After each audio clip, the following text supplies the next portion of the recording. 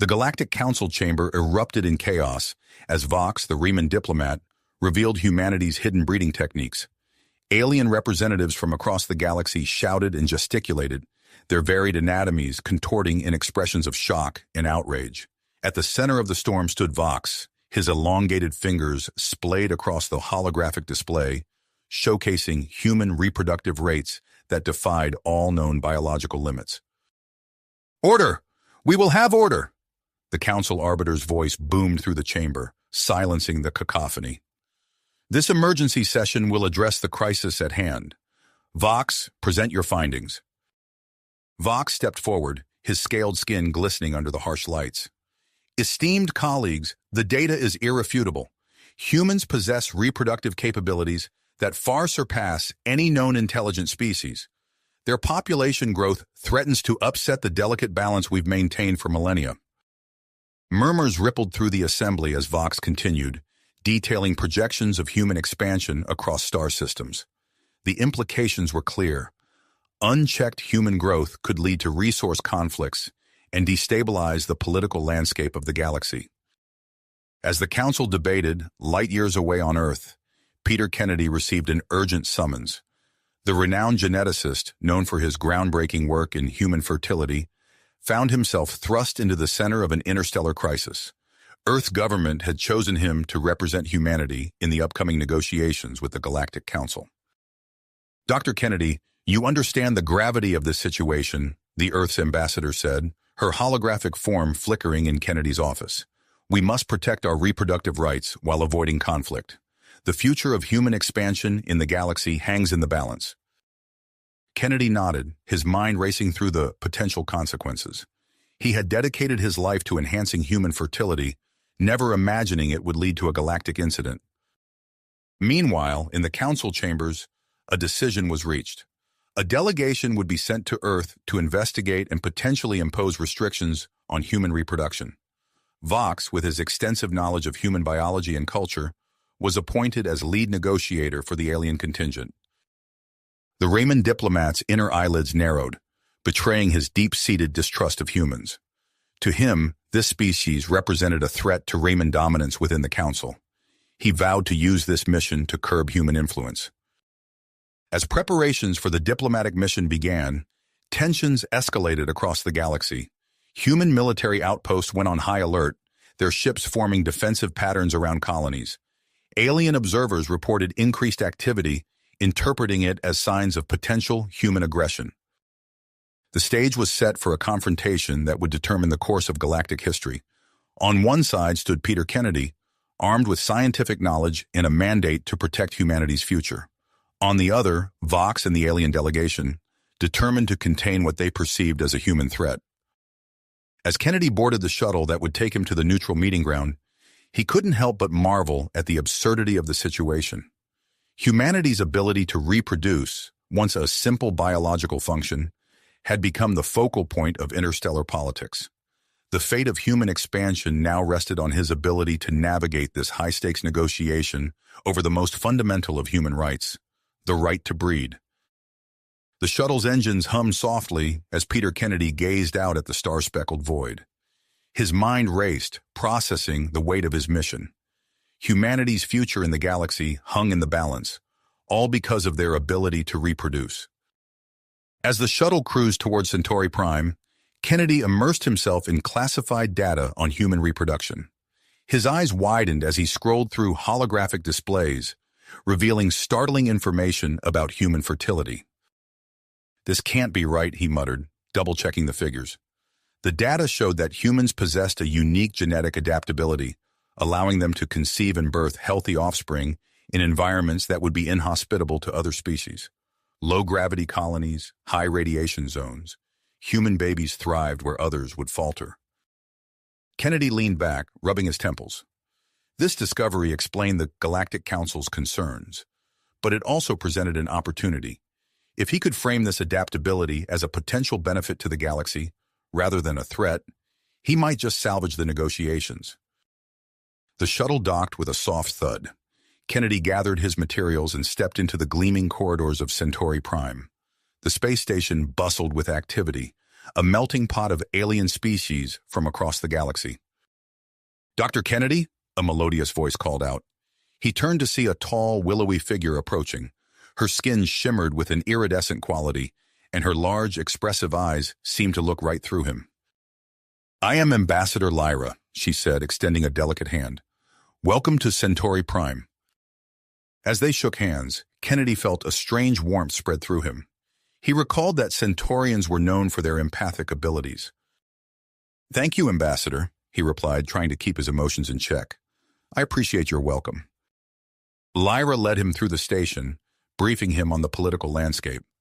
"Several council races fear human expansion could lead to resource competition and conflicts," she explained, her voice tinged with concern. "The situation is delicate." Kennedy nodded, absorbing the information. As they rounded a corner, he caught sight of a familiar scaled figure. Vox, the Raymond diplomat. The alien was directing a team of assistants who were unloading large crates of equipment. "What's all this?" Kennedy asked, gesturing towards the commotion. Lyra's expression tightened. "Vox has set up a temporary laboratory. He insists on gathering more data on human biology." Kennedy frowned, a sense of unease growing in his chest. The negotiations hadn't even started, and already Vox was pushing boundaries. The next day, the talks began in earnest. Kennedy presented Earth's stance, his voice steady as he addressed the assembled diplomats. "Reproductive rights are fundamental to human society," he argued. "Our expansion into the galaxy has been peaceful. We seek cooperation, not conflict." Vox countered immediately, his inner eyelids narrowing as he spoke. "Peaceful intentions are irrelevant in the face of numbers," he hissed, pulling up holographic charts. "Human colonies are growing exponentially. At this rate, entire sectors could be destabilized within decades." The debate raged on, with other species chiming in with their concerns or support. During a recess, Kennedy found himself wandering the station's corridors, his mind whirling with counter-arguments and strategies. A sign caught his eye. "Temporary Research Facility." Curiosity piqued, he peered through the transparent door. Inside, he saw Vox hunched over a workstation, manipulating what appeared to be strands of DNA. Kennedy's blood ran cold as he realized what he was seeing. Those were human DNA samples. How had Vox obtained them? And what was he doing with them? Without thinking, Kennedy burst into the lab. "What do you think you're doing?" he demanded. Vox spun around, his scales jam-packed.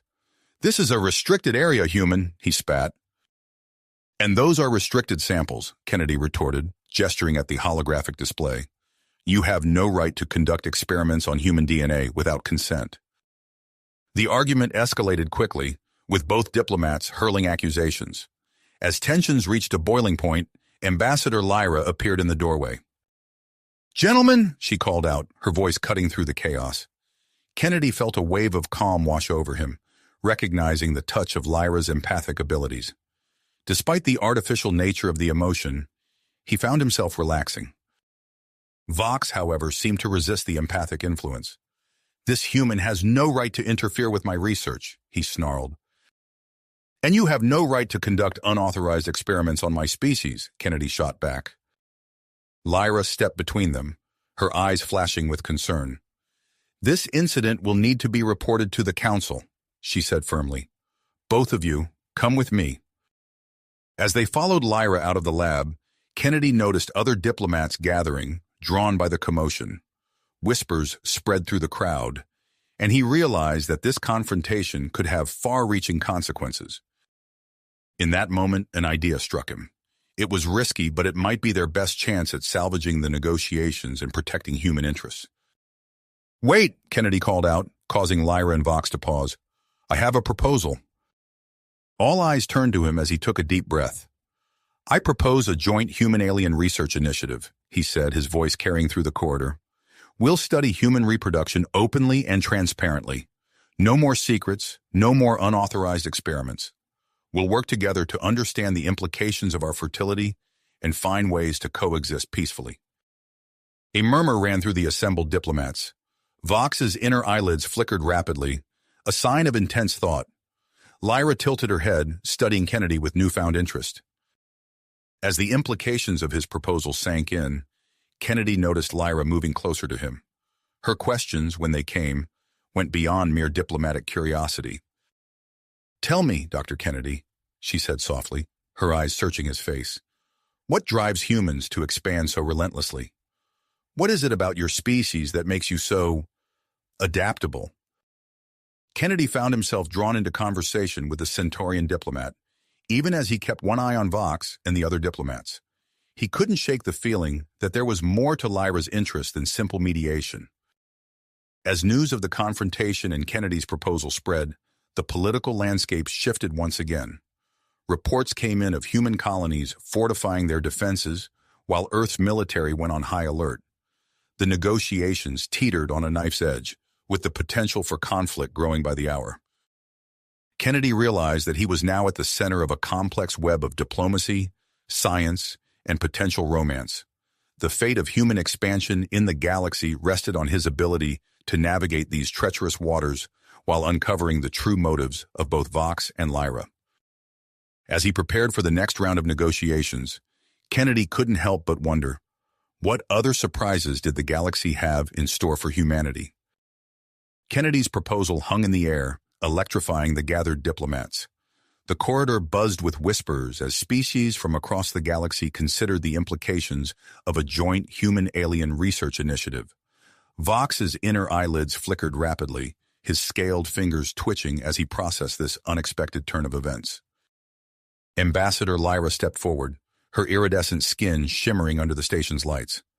"Dr. Kennedy, your proposal is intriguing. I believe it merits further discussion." She turned to address the assembled crowd.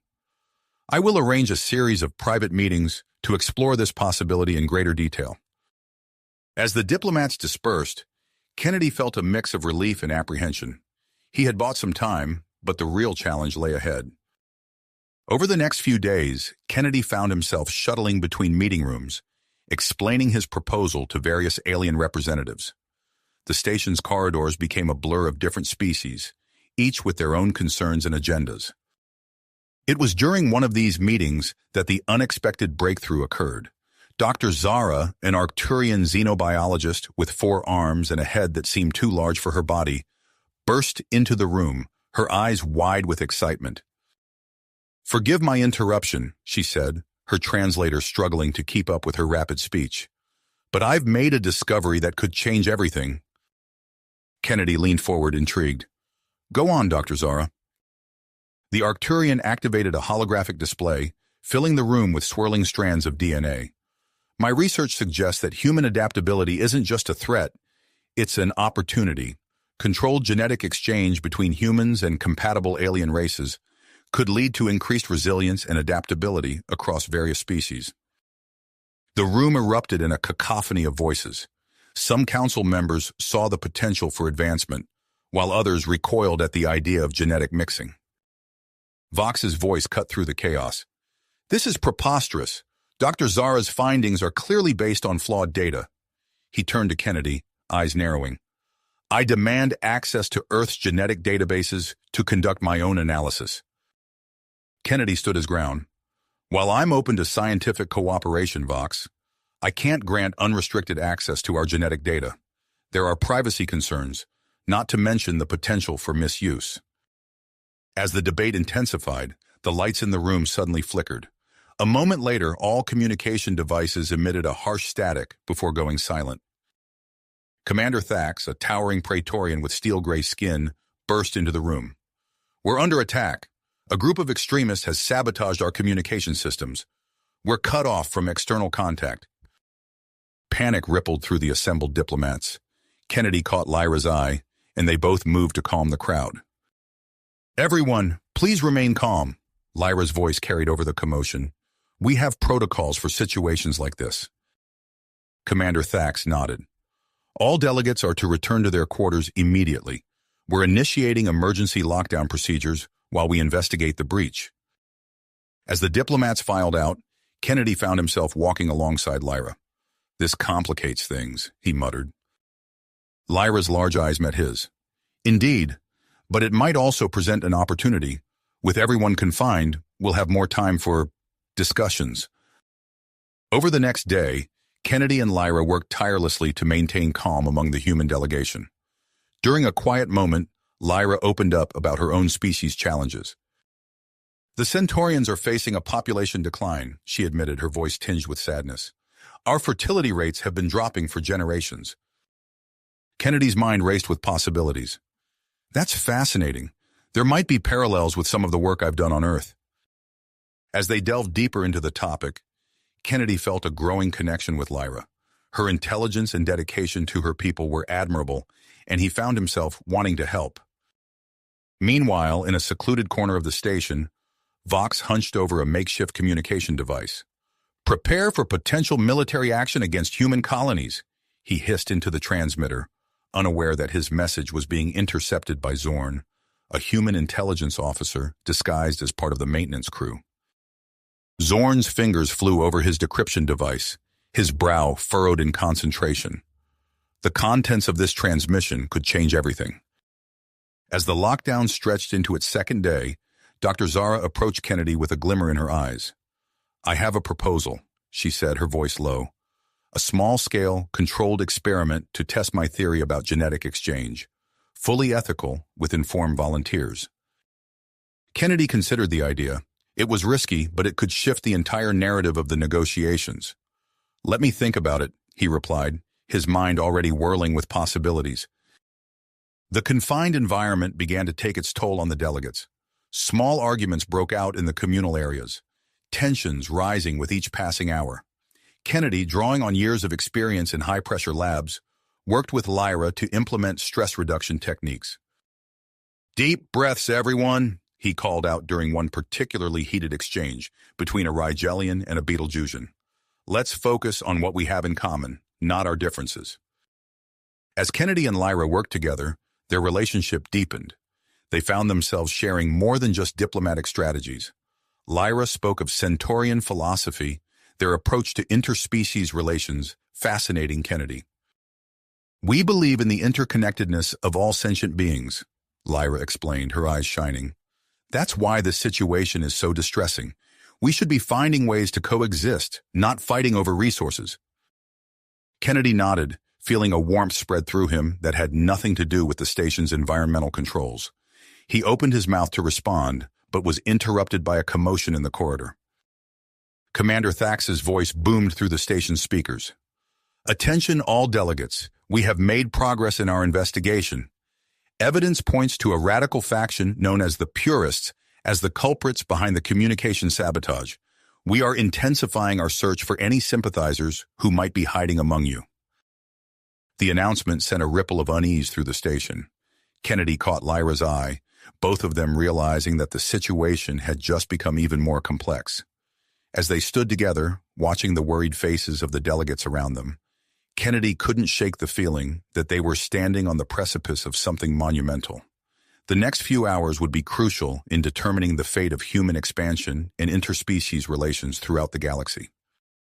As Kennedy and Lyra stood together, watching the worried faces of the delegates around them, an urgent message flashed across Kennedy's personal communicator.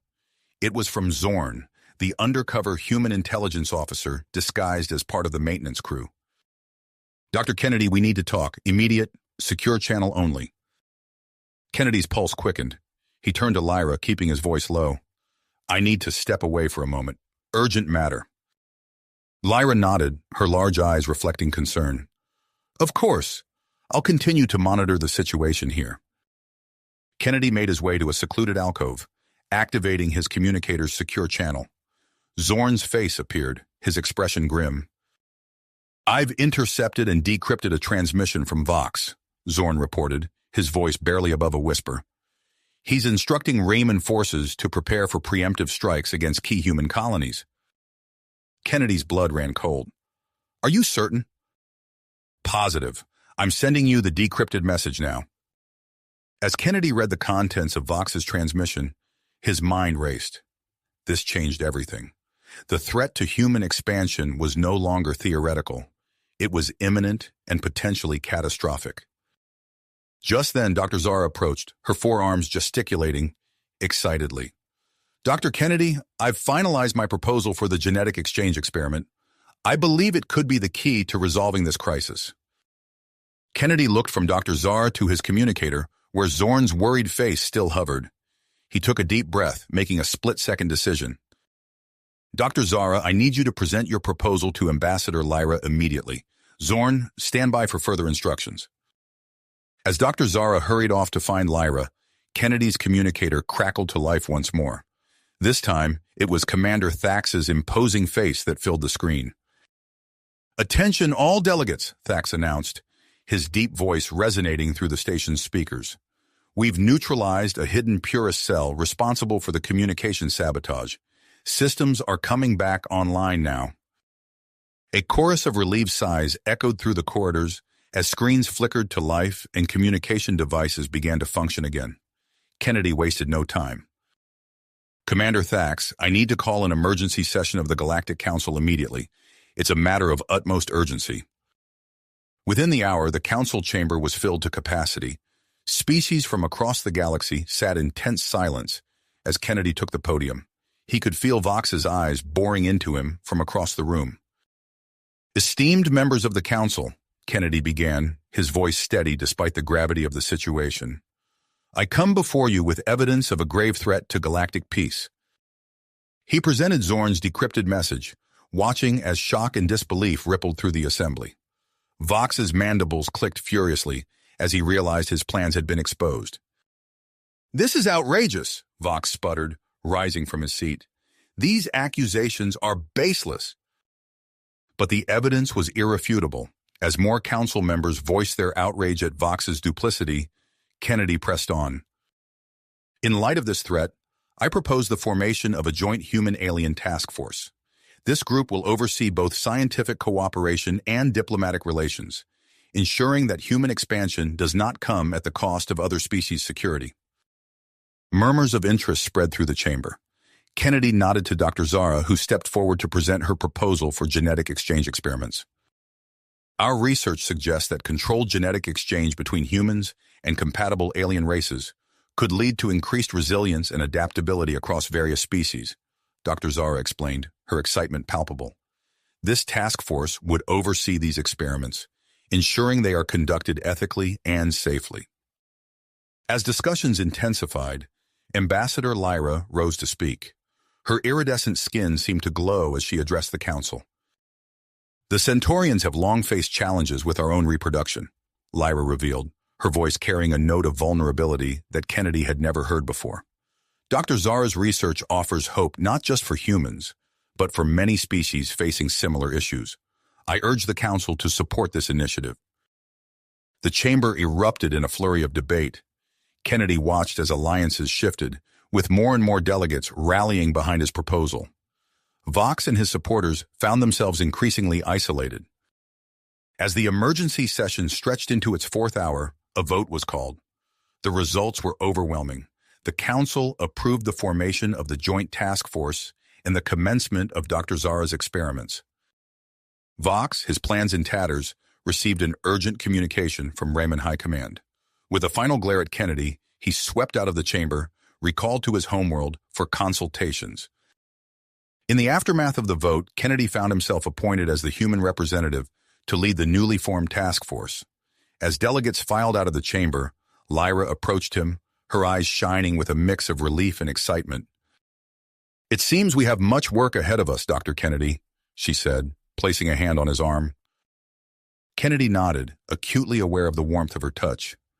"Indeed we do, Ambassador, but I believe we've taken the first step towards a new era of cooperation." As they left the council chamber together, Kennedy's communicator buzzed with incoming reports. Human colonies were standing down from high alert, but isolated incidents of purist activity were being reported on various worlds. Kennedy sighed, realizing that their victory, while significant, was just the beginning. The task force faced immediate challenges in countering purist propaganda and preventing retaliatory actions against human settlements. "We should begin preparations for the first phase of the experiments," Dr. Zara said, joining them in the corridor. "I've already compiled a list of potential volunteers from both human and compatible alien species." As they walked towards the station's research wing, Kennedy felt a mix of exhaustion and exhilaration. The past few days had been a whirlwind of diplomacy, scientific breakthroughs, and narrowly averted crises. Yet he couldn't shake the feeling that the real challenges and opportunities lay ahead. Lyra seemed to sense his thoughts. "Are you ready for this, Peter?" she asked softly, using his first name for the first time. Kennedy met her gaze, finding strength in her unwavering support. "As ready as I'll ever be," he replied with a small smile. "Let's make history." Kennedy smiled. "Let's make history." As they entered the research wing, the gravity of their task settled over them. The newly formed Joint Human-Alien Task Force faced an unprecedented challenge, overseeing both scientific cooperation and diplomatic relations to ensure human expansion didn't compromise other species' security. Dr. Zara wasted no time in setting up the first round of genetic exchange experiments.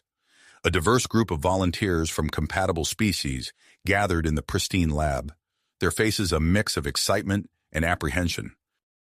"We'll start with a series of non-invasive tests," Dr. Zara explained, her forearms deftly manipulating holographic displays.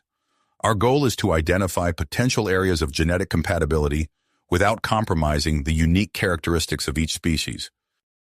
Kennedy observed from behind a transparent barrier, his heart racing with the possibilities. Beside him, Lyra watched intently, her iridescent skin seeming to pulse with anticipation. Days turned into weeks as the experiments progressed. Initial results showed promising signs of increased genetic adaptability among the test subjects. Kennedy found himself working long hours, poring over data and coordinating with various delegations.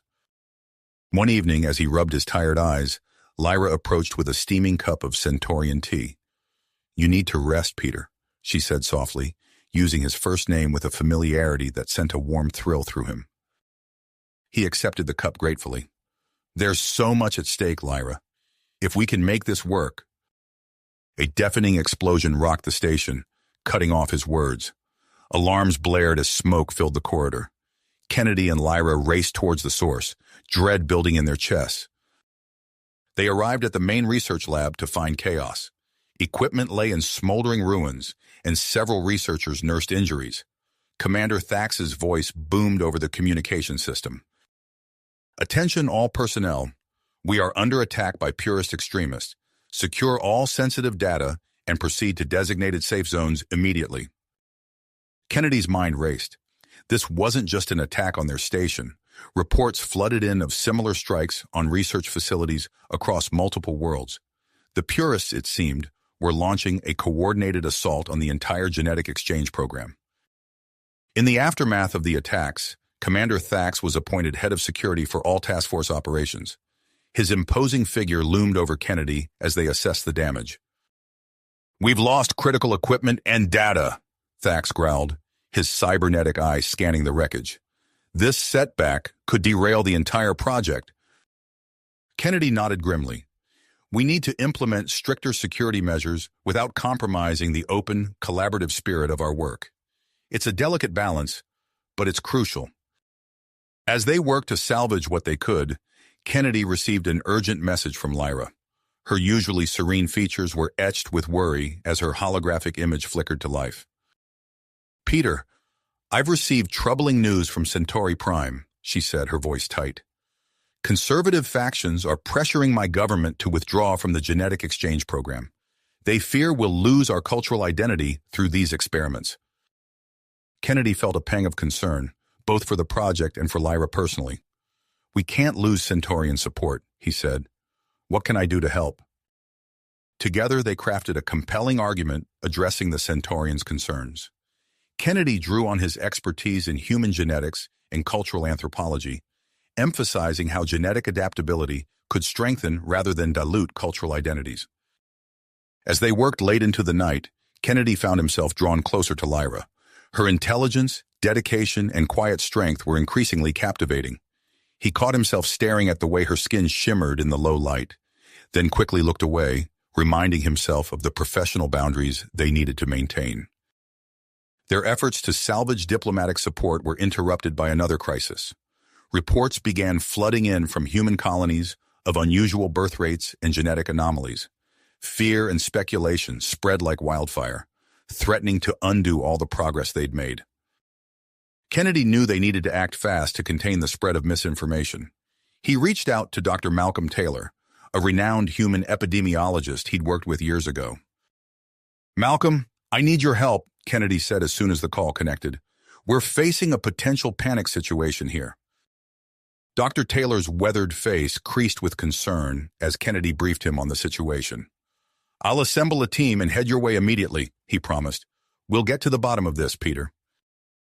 As Kennedy coordinated the response to these multiple crises, a new player entered the scene.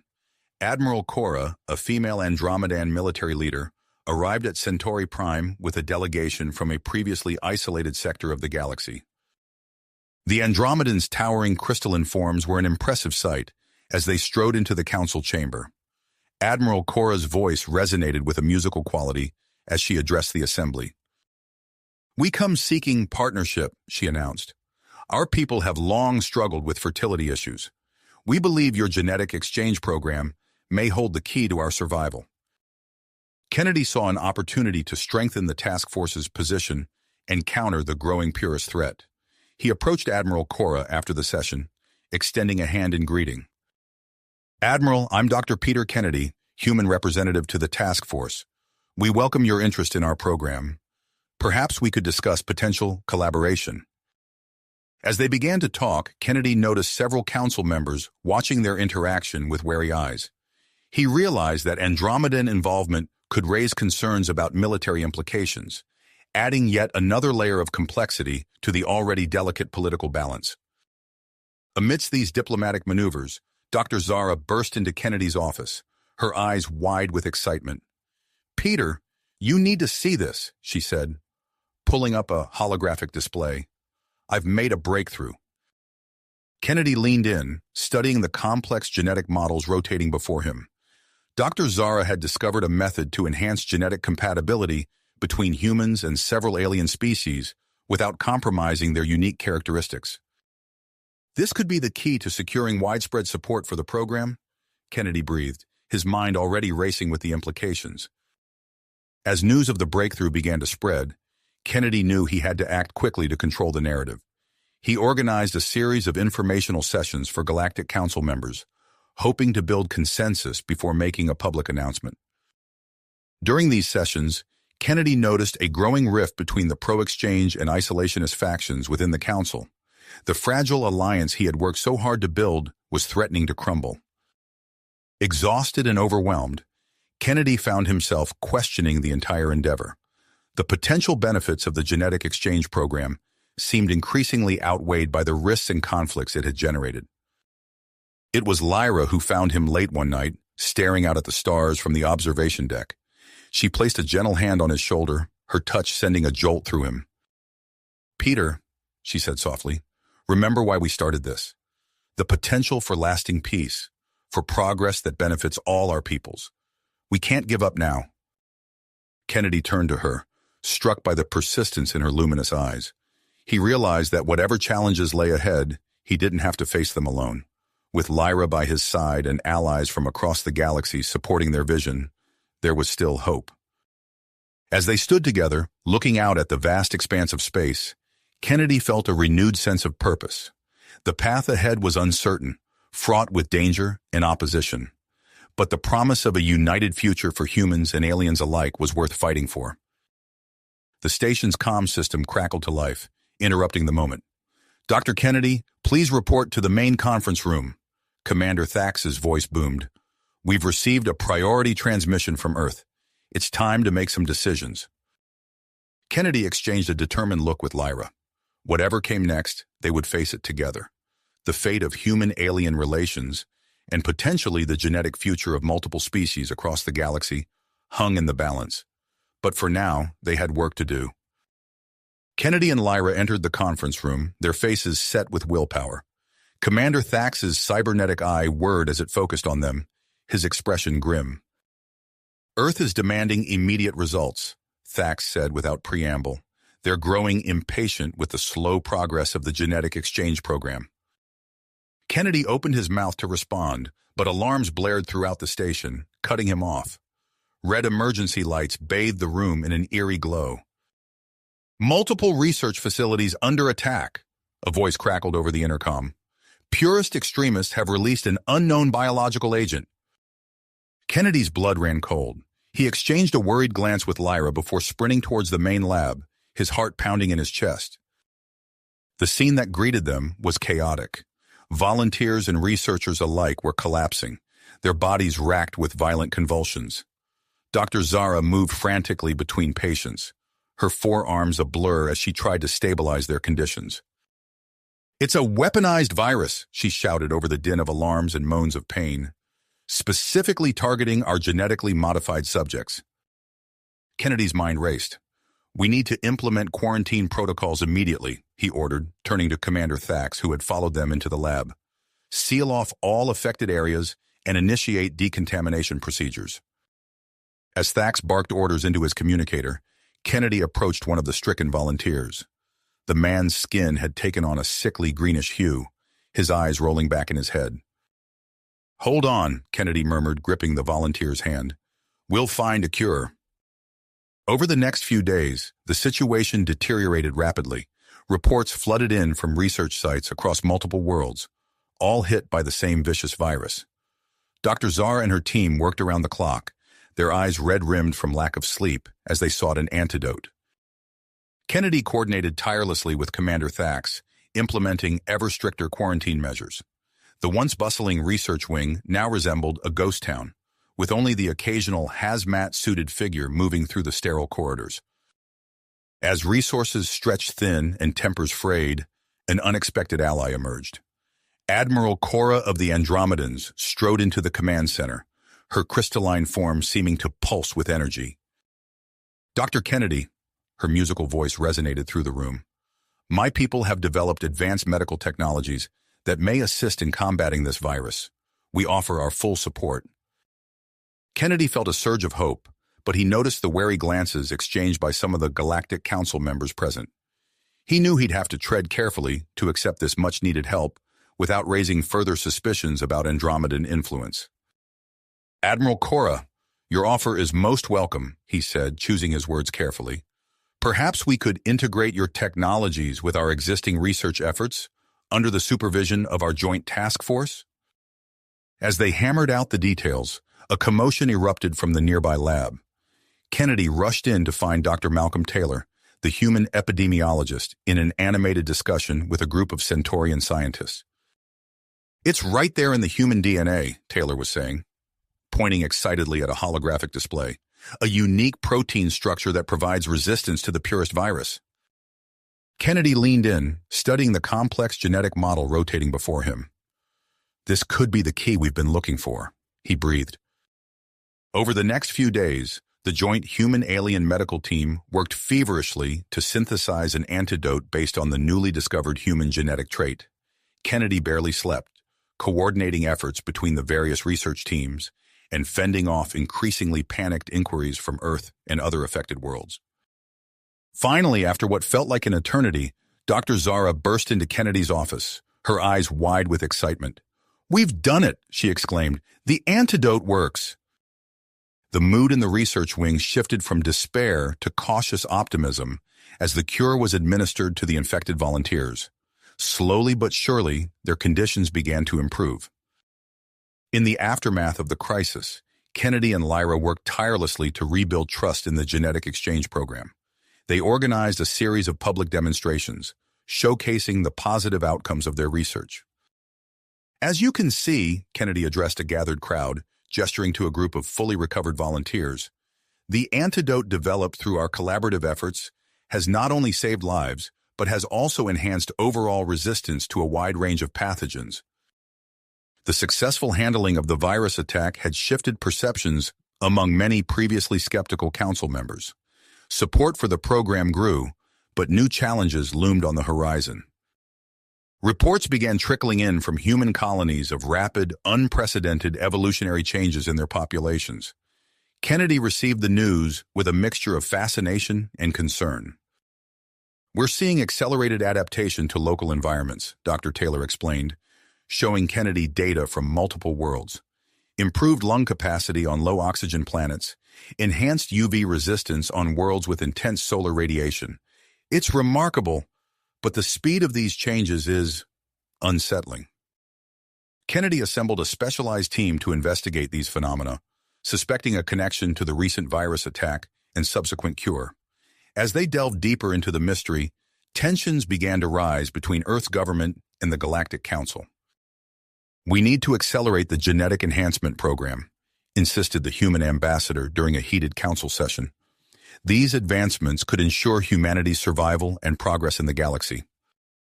Kennedy found himself caught in the middle, striving to maintain a delicate balance between scientific advancement and diplomatic stability. He spent long hours in negotiations, trying to assuage fears on both sides.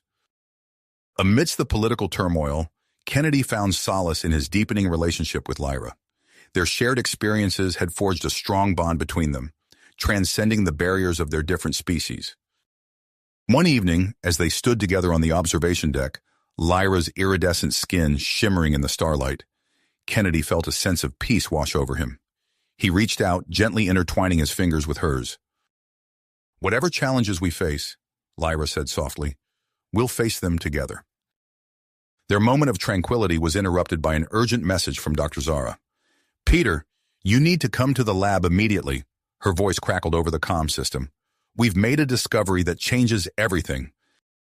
Kennedy and Lyra exchanged a look of apprehension before hurrying to the research wing. As they entered the lab, they found Dr. Zara standing before a holographic display, her expression a mix of awe and concern. "We've been experimenting with combining human and Centaurian DNA," she explained, her voice hushed. "The results are extraordinary." The hologram showed a simulation of a hybrid embryo, its cells dividing and differentiating at an accelerated rate. As the image progressed, Kennedy's eyes widened in disbelief. "Enhanced healing capabilities," Dr. Zara narrated, "cognitive functions far beyond either parent species. The potential applications are staggering." Kennedy stared at the rotating hologram, his legs shaking with the implications of this breakthrough. He knew that once this information got out, it would spark intense debate and potentially dangerous competition for this new genetic technology. "We need to control this information," he said firmly, "and we need to establish an ethics committee immediately to oversee future research. The consequences of this discovery could reshape the entire galaxy." As Lyra nodded in agreement, Kennedy's communicator buzzed. A message from Commander Thax appeared on the screen. "Emergency Galactic Council session called. All task force leaders to report immediately." Kennedy took a deep breath, steeling himself for the challenges ahead. The fate of human-alien relations, and perhaps the future of evolution itself, hung in the balance. With Lyra by his side and his diverse team of allies supporting him, Kennedy prepared to face whatever the galaxy might throw at them next. Kennedy's communicator buzzed insistently as he and Lyra rushed towards the council chamber. Commander Thax's voice crackled through, tense and urgent. "Dr. Kennedy, the situation has escalated. Hostiles have breached security. Proceed with caution." They rounded the corner to find the grand doors of the Galactic Council chamber sealed shut. Muffled shouts and the unmistakable whine of energy weapons filtered through the thick metal. Kennedy's heart raced as he assessed the situation, years of diplomatic training kicking into overdrive. "What's happening in there?" he demanded, turning to a nearby security officer. The officer's face was grim. "Human extremists, sir. They've taken council members hostage." Before Kennedy could respond, the chamber doors slid open with a hiss. A tall, broad-shouldered man with close-cropped gray hair and hard eyes stepped out, flanked by armed followers. Kennedy recognized him instantly from intelligence briefings. Marcus Graves, former Earth military officer turned anti-alien zealot. Graves' gaze locked onto Kennedy.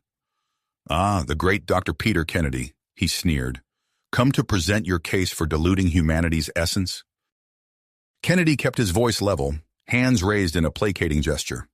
"Marcus Graves, I presume. Let's discuss this calmly. Whatever your grievances, this isn't the way to address them." Graves barked a harsh laugh. "Calm? While you and your alien lovers plot to destroy everything that makes us human?" He gestured with his weapon. "Inside, now. You'll have plenty of time to make your case to the council and to me." As they were ushered into the chamber, Kennedy took in the scene. Council members from a dozen species huddled together, fear evident in their alien features. Among them, Kennedy spotted Admiral Cora, her crystalline form seeming dimmer than usual. Commander Thax stood with his security team, weapons drawn but holding fire. The standoff was precarious. One wrong move could ignite a bloodbath. Kennedy's mind raced, searching for a diplomatic solution.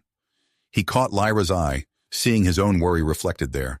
She gave a subtle nod, indicating her readiness to support whatever plan he formulated. "Mr. Graves," Kennedy began, keeping his tone respectful but firm, "I understand your concerns about preserving human identity, but I assure you, our research aims to benefit all species, humans included." Graves scoffed. "Benefits? Like the benefits of your virus cure? We've seen the reports of mutations on human colonies. You're playing with forces beyond your control." As Graves ranted, Kennedy noticed something odd. The man's skin had an unnatural sheen, and his eyes seemed to glow faintly. Similar signs were visible among his followers. A chill ran down Kennedy's spine as he recalled Dr. Taylor's warnings about unauthorized genetic modifications. Before Kennedy could pursue that line of thought, his communicator vibrated. A text message from Dr. Taylor flashed across the screen. "Hostiles showing signs of genetic instability. Condition may be volatile. Exercise extreme caution." Kennedy's heart sank. The situation was even more dangerous than he'd realized. He needed to defuse this quickly before Graves or his followers lost control. "Marcus," Kennedy said, deliberately using the man's first name, "I see you've undergone some modifications yourself. Are you experiencing any side effects?" Graves' eyes widened, a flicker of fear crossing his face before being replaced by anger. "Lies! We've purified ourselves, cleansed our DNA of alien contamination." "And yet," Kennedy pressed gently, "you're exhibiting signs of instability, the very thing you accuse our program of causing." He took a cautious step forward. "Let us help you. Our medical team can—" "Enough!" Graves roared, his weapon wavering. Sweat beaded on his forehead, and his hands trembled slightly. "No more of your honeyed words. You'll end this program now, or we start eliminating council members." Kennedy exchanged a quick glance with Commander Thax, whose cybernetic eye whirred as it assessed the deteriorating situation. They needed a new strategy, fast. An idea formed in Kennedy's mind. It was risky, potentially suicidal, but it might be their only chance to dedication this without bloodshed. "I have a proposal," Kennedy announced, his voice carrying across the tense chamber. "Release the alien council members, and I'll offer myself as a hostage in their place." Gasps and murmurs rippled through the room. Lyra grabbed Kennedy's arm, her luminous eyes wide with fear. "Peter, no!" Kennedy squeezed her hand reassuringly before turning back to Graves. "Think about it, Marcus. I'm the face of this program, the architect of human-alien genetic collaboration. With me as your hostage, you'll have far more leverage than with any council member." Graves considered this, his brow furrowed in concentration. Kennedy held his breath, acutely aware of the weapons trained on him and the lives hanging in the balance. After what felt like an eternity, Graves nodded. "Fine, you for the aliens. But if anyone tries anything—" He left the threat unspoken. As the alien council members were escorted out, Kennedy locked eyes with Admiral Cora. Understanding it passed between them. Whatever happened next, this act of human self-sacrifice would not be forgotten. Kennedy stepped forward, hands raised. Graves' followers quickly surrounded him, their weapons never wavering. He allowed himself one last look at Lyra, trying to convey a lifetime of unspoken feelings in a single glance. "Now, Dr. Kennedy," Graves said, a manic glint in his unnaturally bright eyes, "let's discuss the future of humanity." Human genetic collaboration when a violent tremor shook the chamber. Graves stumbled, his weapon clattering to the floor. Kennedy seized the opportunity, lunging forward to disarm the man. In the ensuing chaos, Commander Thax and his security team swiftly neutralized the remaining extremists. As the dust settled, Kennedy found himself on the ground, a searing pain in his side where a stray energy blast had grazed him. Lyra was at his side in an instant, her cool touch soothing against his feverish skin. Peter, are you all right? Her voice was thick with concern. Kennedy managed a weak smile. I've been better, but I think we're out of the woods. The next few days passed in a blur of medical treatments and debriefings. Kennedy, confined to a hospital bed, chafed at the inactivity. His mind raced with the implications of recent events and the challenges that lay ahead. Finally, after what felt like an eternity, Kennedy was cleared to address the reconvened Galactic Council. As he entered the chamber, leaning slightly on Lyra for support, he was struck by the heightened security presence. The recent violence had left its mark on everyone. Kennedy took his place at the podium, feeling the weight of countless eyes upon him. The chamber fell silent, a palpable tension hanging in the air. He took a deep breath, steadying himself for what was to come. Esteemed members of the Galactic Council, he began, his voice strong despite his recent ordeal. We stand at a crossroads. Recent events have exposed the depths of our fears and the heights of our potential. It is time we address both with equal measure. Kennedy paused, allowing his words to sink in. He saw nods of agreement from some delegates, while others remained stoic. I come before you today not just with words, but with proof of what we can achieve when we work together. He gestured towards the back of the chamber, where a group of children had quietly entered. These young individuals are the living embodiment of our genetic exchange program. Murmurs rippled through the assembly as the children stepped forward. They ranged in age from 6 to 12, each bearing subtle signs of their mixed heritage. A human child with faintly luminescent skin, a young Andromedan with startlingly human eyes. Zara, Kennedy called out to a girl of about 10, would you mind demonstrating your mathematical skills for the council? The girl nodded, her eyes bright with intelligence. A holographic display appeared before her, filled with complex equations that would challenge most adults. With astonishing speed and accuracy, Zara solved problem after problem, her fingers dancing across the interface. Gasps of amazement echoed through the chamber. Kennedy allowed himself a small smile before continuing. And now, Clicks, if you would. A boy of Centaurian descent stepped forward. Without warning, Kennedy produced a small blade and made a shallow cut on the boy's arm. Before anyone could protest, the wound began to close, healing completely in a matter of seconds. Rapid healing, enhanced cognitive functions, unprecedented adaptability, Kennedy explained, his voice filled with nearly unleashed excitement. These are just a few of the advancements we've seen in children born from our program. The council members watched in awe as the children continued to demonstrate their abilities. A young girl manipulated her body temperature at will, while another showcased remarkable strength for his size. As the demonstrations concluded, Admiral Cora rose from her seat. Her crystalline form seemed to glow with an inner light as she addressed the council. My fellow delegates, she began, her voice resonating through the chamber. What we have witnessed here today is nothing short of miraculous, but it is not without precedent. She paused, her gaze sweeping across the assembly. My own people, the Andromedans, once faced extinction due to genetic stagnation. It was only through the early stages of genetic exchange with humans that we found salvation. Kennedy watched as her words visibly swayed many of the undecided council members. The tide was turning in their favor.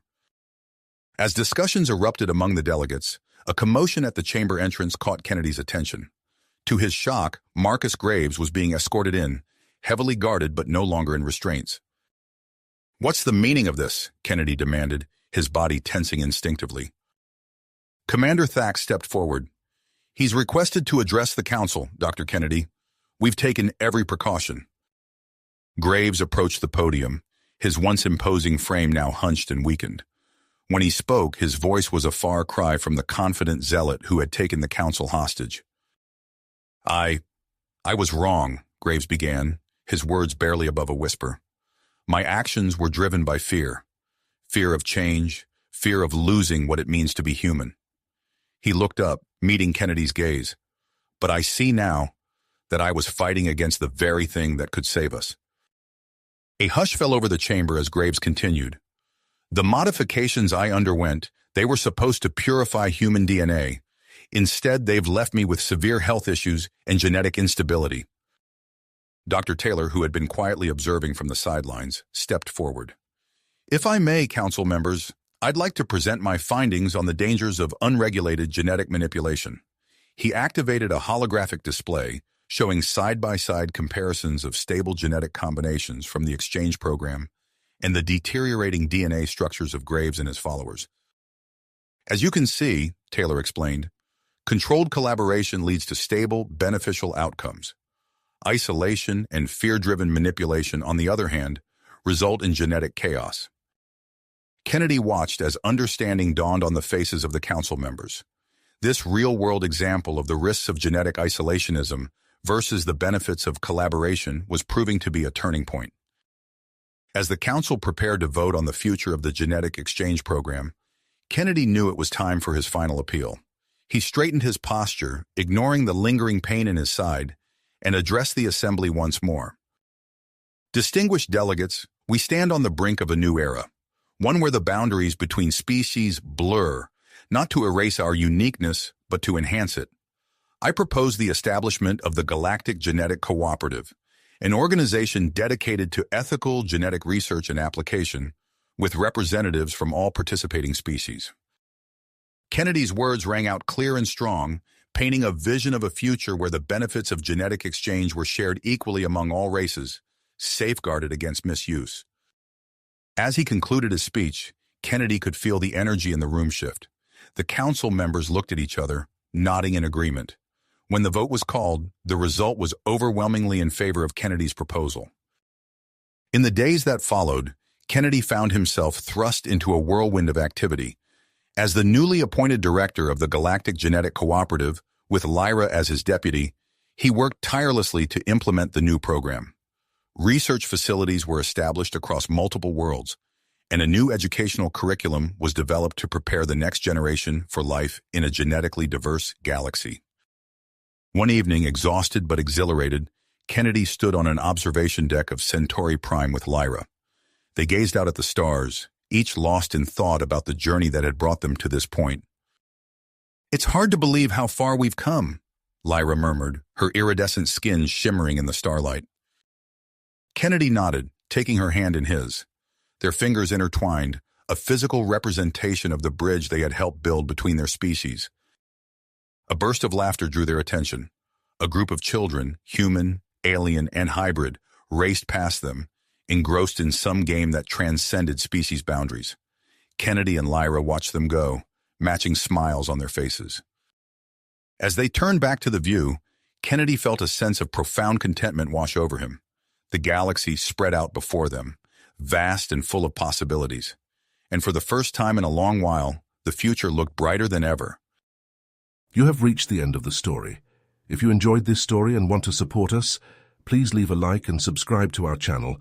And for every comment that says 88, I will heart every single one of them. Thank you for your time.